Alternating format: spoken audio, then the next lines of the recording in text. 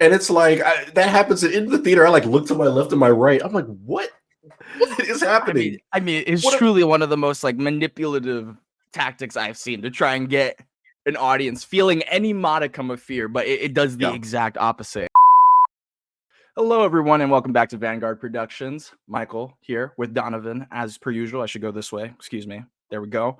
And we are here to talk about a movie that came out this year. We both just saw it these past 48 hours. The Strangers Chapter 1, which is Rennie Harlin's first film in his new trilogy of Strangers films that is going to reboot or remake or just attempt to revitalize this IP. And I don't know about you, Donovan, but before this, I wasn't really looking forward to it. The trailers were bad. And I actually really enjoy the first two Strangers movies. The first one is like a huge childhood trauma point for me from back in the day. Seeing the trailer for that haunted me. And then I didn't watch for many years. Saw Pray at Night, like that movie a ton as well. It was really fun, different kind of vibe for the Strangers. And then this one, wasn't too gung ho about it. But before we get into it, how was your what's your experience with this franchise like? I am the same as you, where that first Strangers movie, so creepy, so effective, so unsettling. It's one of those where I watched it probably several years younger than I should have been Yeah, watching it. And then I remember revisiting it with some friends over the pandemic when we were just watching random stuff every day, new movies, old movies, and then revisiting that. And I was like, dude, this movie is still so creepy, so unsettling. It's just you talk the home invasion subgenre, and that's one of the best in there. Which because of that, I was a bit concerned. Hearing that they were going to reboot it as a trilogy. It's never a good sign when a new movie gets announced as the first and part of a new trilogy. yeah. Um, and I went and saw it this morning, and it's definitely one of the movies of all time. This is a really bad movie, you guys. This is a horrible, horrible movie in ways that are like only unique to this film, with some of the performances, some of the dialogue, and also with the Yeah, knowledge that this is like setting up a trilogy. The pieces that they put into play for future films, whether that be characters or just little set piece moments and stuff like that, are just fall so flat and are some of the most unsubtle attempts at setting up things I've ever seen. I mean, where do we start with this one, dude? Like, really, where do we even begin? as far as bad movies go, right? It's so fascinating to me how quickly this movie loses me because sometimes you go into a movie and you're Yeah. like, I don't think this looks good. There's a good chance I won't like this, but it'll at least keep me engaged for like 15 minutes before I start to fall off of this thing. Sure.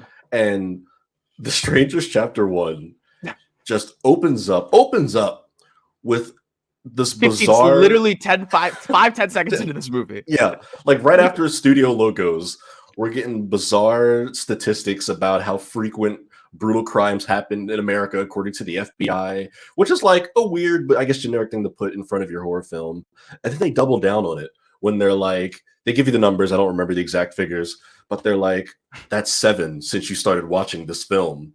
And it's like that happens in the theater. I like look to my left and my right. I'm like, what is I mean, happening? I mean, it's What? truly one of the most like manipulative tactics I've seen to try and get an audience feeling any modicum of fear, but it does the Yeah, exact opposite. It just it's so phony and forced and dumb. And it's immediately followed by one of the worst needle drops I've heard in like a recent movie, which is So Good by B.O.B., which is a song that is probably like 11, 12 years old at this point. Not a bad song, but what are we doing? Like that fully dates this movie to a time when this movie probably should have been attempted. Like this feels like a bad like honestly.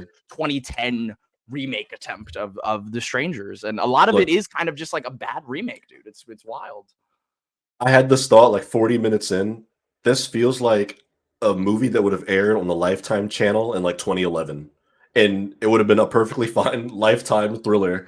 But it is Sure. just to be a feature film, to be based on, I'm not going to say an iconic horror IP, because I do believe The Strangers is still a cult classic. It's definitely gotten more popular as time has gone on. Yeah, But I would that's fair. still put that firmly in the cult classic genre. It just fails at every level. And I mentioned the opening, we go right in. One thing I can give this movie, we do get to the characters in the story pretty quickly. Like we're not I I guess mean, we're not like yeah. we're not milling around for 30 minutes, which is nice.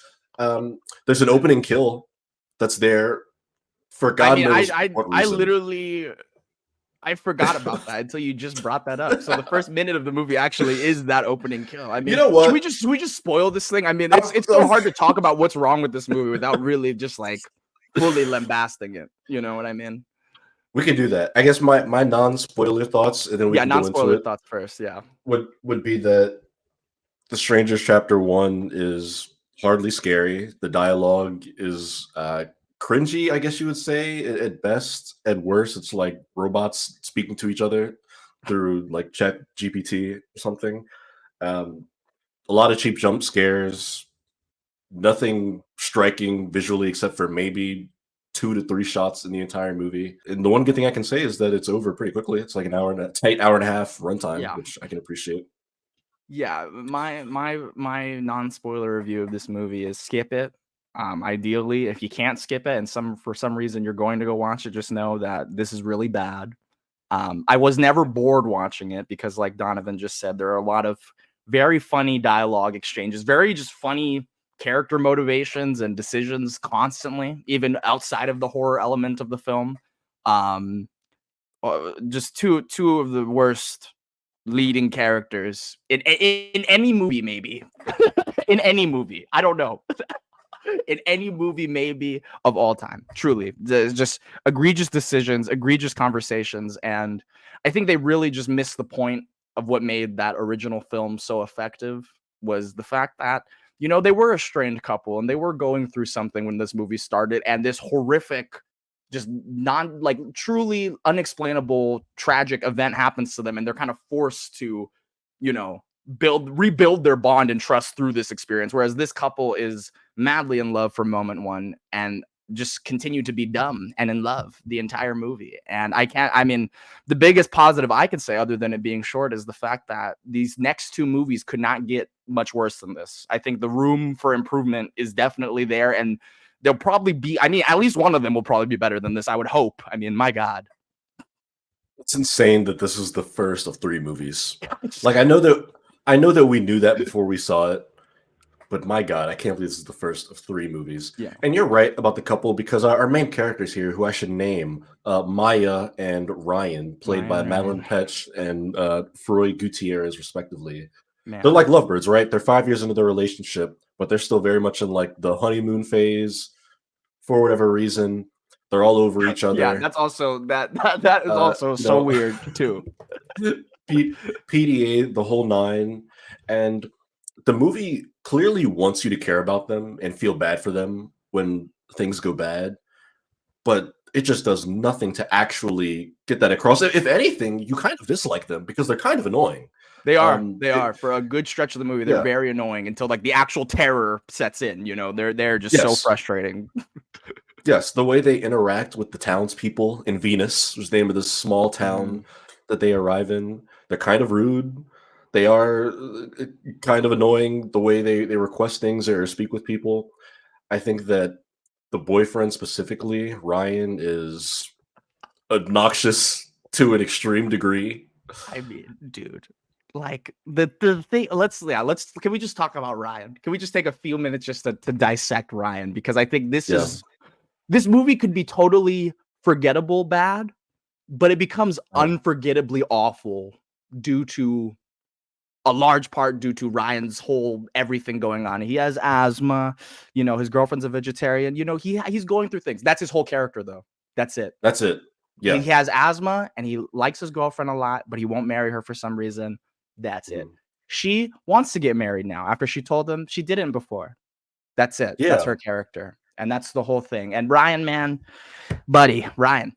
From moment one, Ryan is just like, he's the voice of reason in the beginning, right? Immediately when the car breaks down the town, he's like, this feels sketchy. This feels like a scam. Like, let's just get out of here. It's the one moment in the first 15 minutes that you're like, okay, something believable is going on right now. Something is happening. And he continues to make the worst possible decision at every single point beyond that. The entire movie. I mean, we literally, toward the end of this film, has one of the strangers at gunpoint, and does nothing. Does absolutely nothing. And, we talked about this off air. I've never been in a situation like that. Fear is a real thing, yo. Fear is a real thing. But because fear is a real thing, this lady is screaming, hollering around with a knife, waving it. Dude, I would have probably accidentally, even if I didn't shoot her, I probably would have accidentally let off a shot or something. I mean, also the fact that they're in the forest and his girlfriend is hiding from these people and he's screaming her name out loud, completely out loud for them to find him for some reason is just, ooh. But I mean, what did you think of Ryan, man? I mean, we haven't even really scratched the surface. He's a nothing burger character, and you took the words out of my mouth because I was going to say that his only defining characteristics was that he's in love with his girlfriend and he has asthma, which only matters half the time anyway in the movie. Yeah. And that's you bring up the that's a scene- good point. That is a good point. Yeah. where it's just there's a scene in the movie, and obviously we're in full spoiler territory now, where he accidentally drops the inhaler, which he doesn't realize he drops it, and the movie deliberately gives you a shot of the inhaler falling out of his pocket. And I'm like, oh, we're coming back to this. He's going to have like an asthma attack at a critical moment, and Beckner's going to happen as a result. And I don't think we ever come. I mean, he wheezes for the rest of the movie. I mean, actually, but we do have a whole water bottle set piece, dude, because he loses the inhaler. Okay, How could you forget about the water bottle set piece? Yeah, where he crunches the water bottle and he gives up his location. Which the loudest plastic. I mean, it is definitely like, quote unquote, the right thing to do in that situation, I guess, because he can't breathe. But once again, I mean, just this is supposed to be the hero of this, at least this movie, and he is just the guy is literally within view of him, and he's like, all right, let me just as loud as humanly possible, man. I mean, dude, goodness. Also, I want to mention the emotional turn this character Ryan takes, because we mentioned he has the shotgun. While he has the shotgun, he accidentally kills an innocent person. When they're returning back to the home, he hears somebody around the corner, so he turns, aims at the head, shoots, boom, doesn't give it a second thought. They're like, hell yeah. They see that, oh wait, this is the owner of the house who we called because the fridge was broken. Yeah. And he like breaks down, he's weeping, obviously correct response in his head. He's like, I'm a murderer, blah, blah, blah. No less than 15, 20 minutes later in the movie, probably less than that, when he's holding one of the strangers at gunpoint, and he says to her, he's like, they say the first kill's always the hardest. You wouldn't be my first, you'd be my second. I'm like, he sounded like a psychopath. Like, what is wrong with you? I'm like, when did he turn into a serial killer? You just boohoo cried for killing this innocent man 10 minutes ago. I mean, yeah, continue. And now it's just another notch in your belt. Now you're just a badass because you killed this dude on accident and cried about it. To be fair, though, when he is sitting on the steps after he kills him, Maya walks up to him and is like, oh, you didn't mean to. It's okay. And you can see like this giant relief fade from him. So you thought he was trying to kill us. It's okay. And this is the thing. Once again, this is a very direct homage to the original, where that happened to Glenn Howerton. Glenn Howerton walked in the house and he got his brains blown out by Scott Speedman when he was hiding in the closet. Totally. But the way it's done in this movie is so much less feasible, in the sense that Ryan, a guy who we don't know, I mean, maybe he was in the military or he was a cop, I don't know, seemingly has no gun training at all, also no bike training, but knows how to ride a motorcycle, which is a really weird detail to put in the movie. Yeah. Well, he mentions that he's ridden one in the past, but his girlfriend is like surprised to learn that. Yes. She's like, which is also an homage to the original, because the original, Scott Speedman grabs the gun and he's like, how do you put the bullets in? And she's like, you said you used to go hunting with your dad all the time. And he's like, that's just something I said, So they try to like do these weird little homage. They play the song from the original, like one of the first songs she puts on the record player is that really creepy record skip track from the original. Not used well, really, but that was one of the the least offensive and probably most okay homage that the movie made. But it's full of them, dude. Like they really try and hammer it down. This is like the first one, but new, don't you know? And it just doesn't work, man. And Ryan, dude, there's an easier way to ask for a grilled cheese sandwich than to say, let me get a cheeseburger, hold the meat. You look like an asshole now. You want these people to hate you. You want your food to get spit in, is pretty much what he's saying in that moment. And I'm glad you bring up the homages to the original, The Strangers, because it's one of the reasons why this movie is so bad. Because half the time it genuinely just feels like the movie is asking you, like, what if all those cool moments from The Strangers were just worse? What if we just Yeah. did them and they were less good? Yeah. What do you think that would look like on screen? And then we just see that for the better part of 90 minutes. Like the iconic shot, I think of Liv Tyler in that kitchen in the Yeah. original Strangers. It's Yeah. on the poster, everyone's seen it, and Bagman's just kind of standing there in the background of that shot. When you watch that scene in the movie, they don't do like a dramatic music hit. There's no like suspenseful Yeah. There's no swelling. nothing. There's no cut. You don't like zoom in on him in the corner. You just see him creep into frame, and it's unsettling. It's chilling. And this movie has no moment like that.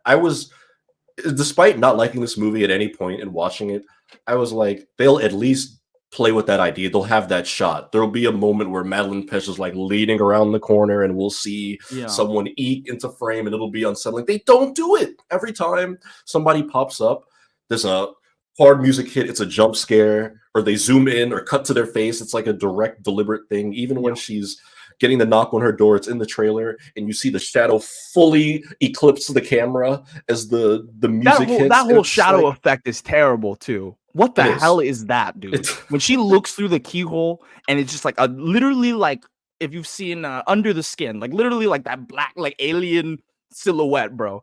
I understand that there's no light out there, but like, that is just physically impossible. I'm sorry. It's like that is literally impossible.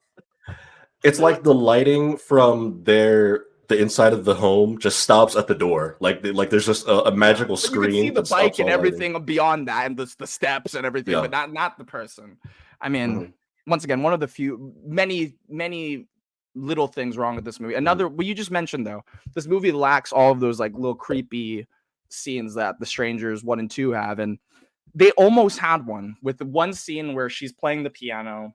It's probably the closest thing to a good scene in this movie, where she's playing the piano and we get the shot. It looks like a painting at first when you first see it, and then you realize it's actually the baghead guy sitting there in the chair watching her.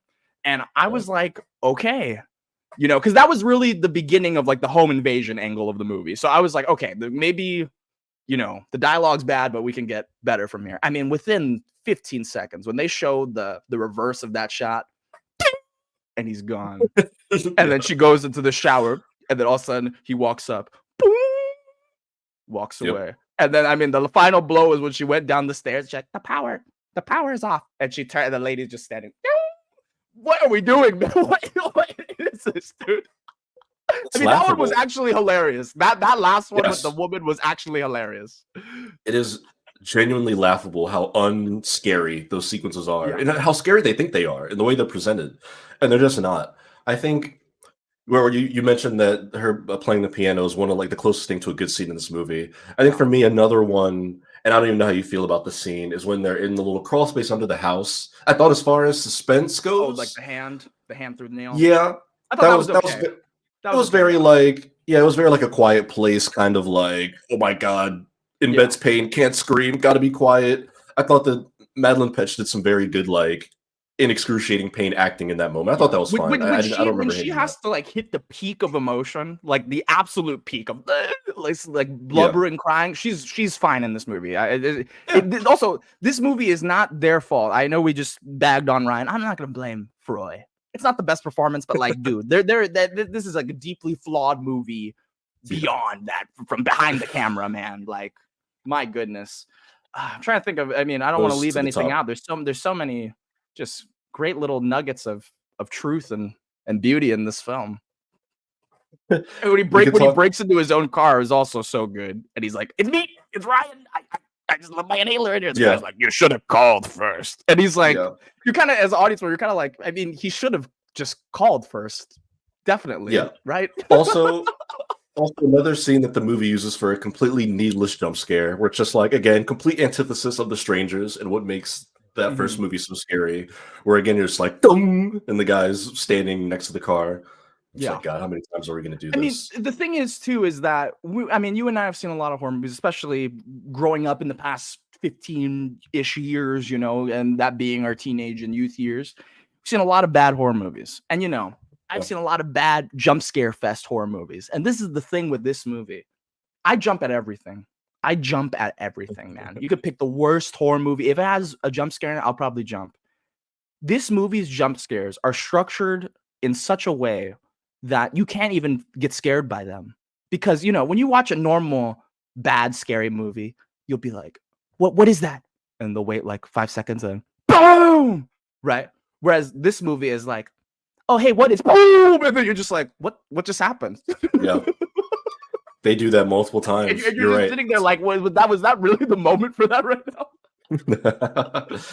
Yeah, they do pull that a lot. I think another scene that I laughed at when I think I was supposed to be scared or concerned was when they get into the car of the dude who owns the house, who they just shot in the head, and they're trying to leave, and then Bagman starts ramming the side of their car, and he's just like, you gotta go, you gotta go. She's like, no, I'm taking you with me. She's trying to pull him, and then as they're having this conversation, the driver's side of that car gets hit no less than like 6 times, Yeah, he's and like, this dude's just getting plowed. I'm just like, and he's getting railed from the freaking side. But then the thing is with that scene too is they have a gun in the car.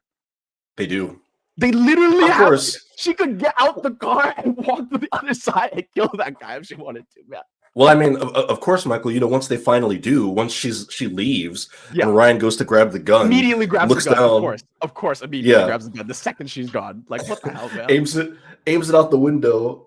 Bagman's gone, car's empty, and Yeah. we just keep going course. from there. I mean, and that like brings us to like the end of this movie, which might be like my least favorite 20 minutes of all time. truly. From the second that chase with Madeline Petch starts and she has to lie in the hole, that is one of the worst final girl set pieces I think I've ever seen in my entire life. It's confusingly shot. It doesn't make any sense how the strangers can't see her in that little hole, you know? Like, Yes. I was just like, what is this, man? And we spent like 5 minutes. Like, oh my god. Yeah, it doesn't make sense. Like the way they shoot it, she's obviously like buried in a bunch of like leaves and dirt and grass and stuff, but you can still very much see her face, her eyes, her mouth. Because that's exactly the problem. Because when they show it from her perspective, I get that the movie has to show like the holes so we could see what's going on. But when we cut to see like what she looks like in there, her head and arms are literally completely visible. She's just sitting there like just like derp face, and then they hold on that shot for like 10 seconds of one of the strangers, one of the women peering into the hole, literally staring like this. I mean, her face, she slowly turns and looks into the camera lens, which to me is signaling, oh, she sees her. Like she's we're from Madeline Petch's POV. She looks directly into the lens for 5 seconds and turns around. Then Madeline proceeds to go really, really loud, really loud, and somehow they do nothing. Right, but then the scene gets even more dumb because you realize they've dumped like a body there or something before. Yeah. So why the hell would they not look in there? I thought that was interesting. That was, while stupid, that was one of the only shots of this movie that made me go, "Huh, I wonder what that's about." Because I don't think we've mentioned or directly referenced the working assumption that this movie has going on, that this is like all a plan put together. Yeah, this is the town doing this. They're setting these people up. They had something to do with the car. And if it isn't the town, this movie is far worse than I even thought it was. This has to be some evil dies tonight. The whole community is evil kind of shit going on here, or else you're right. This whole thing falls apart. They hate vegetarians. That's the whole thing. But this is one of those moments that does very slightly nod to that idea that, oh, this is like a thing that happens to people here over and over again. Yeah. Yes, but yeah, that's one of the many scenes. I think the one scene that got a pop from my crowd in the theater that wasn't negative, because there were a lot of laughs. That wasn't negative. Theater. Okay, yeah. The one that actually made people go, ooh, which I'm not even trying to toot my own horn, but even that scene, I was like, this was the most predictable shit ever. Is when they run into the shed and it's pitch black, and they're like, I can't see anything. Oh, wait, I got us. Oh, you know what? That was actually okay. That was actually okay. They flick the lighter, and there's one standing in the room with them. That is a good shot, only because they don't immediately turn like Scooby-Doo characters and scream. And they don't also make a giant loud jump scare noise from my memory in that scene either. But it's immediately ruined within 30 seconds of that scene when She then just walks out in the open and goes, "Ah!" and she backs up into the window, and then also the other guy's there, and he's like, shit. She's like, "Oh my God." It's the most Oh my predictable, God, dude, dumb that shit I've ever scene. seen. I'm glad you brought that Please, scene. please. Madeline Petch. Oh, when he almost shoots his girlfriend in the face. Yes, dude. She's got her back to the wall, back to a window where she's getting strangled from somebody on the outside. It's Bagman. Yeah. And then the loudest shotgun blast you've ever heard as he fires what had to have been 1 foot above her head with a shotgun. And I'm like, is she dead? And then her reaction to that is like a mild scream, and then like she's grateful. And I'm like, dude. I mean, which also makes the last kill that he made even look worse, because how the hell did he even shoot that guy from like down the stairs? And also he could hit him from like a meter away. What is this, man? So many logic holes in this movie, and it's not. I don't like to nitpick movies, but man, every scene contradicts the scene before is the issue with this one. My goodness, it's just so much of it just makes so little sense. And I could forgive so much of it if it was actually scary or creepy, or if I felt unsettled. Entertaining in a non-ironic way. Yeah. Exactly. And I'm just not. And you mentioned we might as well just go all the way through with this third act. They both get knocked out. They both just get punched out. Punched in the face. Yeah. Yeah, they wake up just like the original, tied up in the living room. All the strangers are there. And we get the classic, "Why are you doing this to us?" "Because you're here," which of course was in the trailer, because why wasn't it? Why wasn't it in the trailer? Or why wouldn't it have been? And they just, we get the "marry me." Of course, they bring that back, which that got a loud ass laugh in my theater this time. And honestly, there's a real lesson to be learned here. Somebody out there who's teaching a film class about like dialogue and shot composition and pacing. you could teach a real lesson in just doing side by sides of the strangers and the strangers. That's chapter so true. 1. Of that exact last scene in both those movies. Absolutely. Because there's a gutting feeling of hopelessness and dread at the end of the strangers, when you know that they're like, these people are not making out of this movie. It's daylight, the sun's blasted through that glass, the outside world is not coming to save them. They are going to die here. And it's so heartbreaking. And in the Strange Chapter 1, it's the same thing. These characters are doomed. There's tied in chairs. Their killers are in front of them. They even say the same lines of dialogue. And it's laughable. It's just not even remotely. You're just waiting for it to end, dude. You're just like, okay, here we go. Finally. It's so rough. And then they stab him. Yeah, they kill Rye, and then they stab up Malin too, and the cops just missed them. The cops just missed them. Strangers turn the way. Cops pull up, and that's the end of the movie. I hate that they show the strangers leaving. I hate that we see them be like, "Let's head out," and then getting in the car, and then driving, and then going off to the side road right as the police car comes in.